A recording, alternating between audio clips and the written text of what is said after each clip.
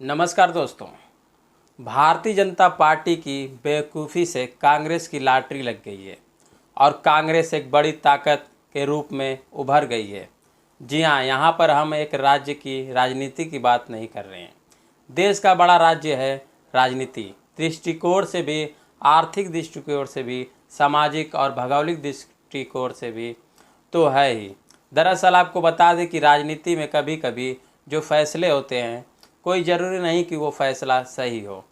आप राजनीति के बहुत बड़े चाणक्य हो सकते हैं, आप राजनीति के बहुत बड़े माहिर हो सकते हैं, लेकिन ऐसी कोई ज़रूरी बात नहीं है कि आप जो फैसला ले रहे हैं वो आपको ही हक में, आपके ही हक में और हित में हो। आपको लग रहा होगा कि हम जो फैसला ले रहे हैं वो मेरे लिए बहुत बढ़िया है, लेकिन ऐसा कभी कभी होता नहीं है, बल्कि वो दाव आप पर उल्टा पड़ जाता है। चलिए विस्तार से आपको बताते हैं। वीडियो में आखिरी तक बने रहिएगा दोस्तों, वीडियो लास्ट तक देखिएगा और राजनीति की बारीकी और पैगीदियों को समझने का प्रयास कीजिएगा। दोस्तों आपको बता दें कि महाराष्ट्र में बीजेपी की सरकार है। एकनाथ शिंदे साथ में मिलकर वहां सरकार चला रहे हैं। भारतीय जनता पार्टी कितनी मजबूर, बेबस और लाचार महाराष्ट्र में दिखाई दे रही है। 105 विधायक हैं उनके और मंत्री 40 विधायक एकनाथ शिंदे के हैं। अभी बीच में अजित पवार भी आ गए हैं, उनकी भी चर्चा करेंगे, लेकिन पहले हम इस बात पर चर्चा आपके साथ कर लेते हैं। 105 विधायक हैं, बीजेपी के 40 विधायक एकनाथ शिंदे के साथ कायदे से भारतीय जनता पार्टी का काम बनना चाहिए था, लेकिन कमी है एकनाथ चंद शिंदे हैं, यानी कि बीजेपी ब्लैकमेलिंग का शिकार हो सकते हैं। चलिए अब आपको एकनाथ शिंदे के साथ बीजेपी सरकार चला ही रही थी। उसके बाद अजित पवार की एंट्री हो जाती है, वो भी सही है, लेकिन कांग्रेस को फ़ायदा क्या हुआ है और बीजेपी की बेवकूफ़ी क्या है, हम आपको विस्तार से बताते हैं। पहले से जो महाराष्ट्र की जनता है वो इस बात को लेकर नाराज़ थी कि आखिर उद्धव ठाकरे की पार्टी को क्यों तोड़ा गया।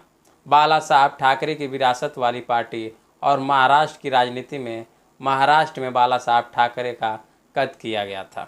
दोस्तों ये बात किसी को बताने की ज़रूरत नहीं है। बाला साहब ठाकरे की पार्टी को बीजेपी ने तोड़ा, यह महाराष्ट्र का जो मराठी मानस है इस बात को समझना है और यही बात उसके मन में बैठा चुका है। लोग नाराज़ थे। उसके बाद मराठा छत्री के तौर पर जाने वाले शरद पवार की पार्टी में तोड़फोड़ हो गई। शरद पवार की पार्टी के विधायक अजित पवार के साथ चल पड़े।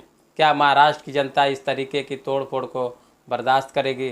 महाराष्ट्र में ऐसी राजनीति को कभी पसंद नहीं किया जाता है और किसी भी राज्य में एक हद से ज़्यादा, एक सीमा से ज़्यादा जो तोड़फोड़ है वो बर्दाश्त नहीं किया जाता है।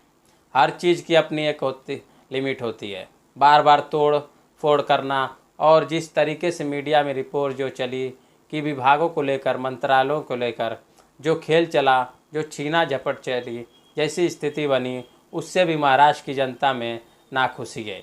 ये कांग्रेस को मजबूत कैसे करता है ये भी आपको बताते हैं।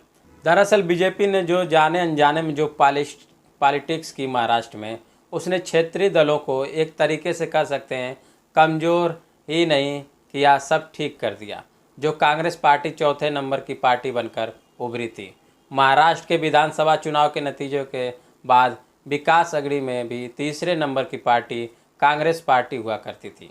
तीसरी नंबर पर आज की तारीख में जो स्थिति बीजेपी ने बनाई, कांग्रेस नंबर 1 पर पहुंच गई है। महाराष्ट्र में विपक्ष का नेता आज कांग्रेस का है और वजह जो परिस्थितियां बनी, क्षेत्रीय दलों को भारतीय जनता पार्टी कमज़ोर करना चाहती है, ऐसा आरोप आप लगाते हैं।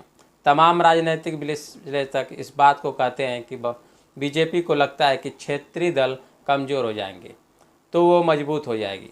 उधर क्षेत्रीय दलों को कमज़ोर करने के चक्कर में बीजेपी ने अनजाने में कांग्रेस को मजबूत कर दिया है।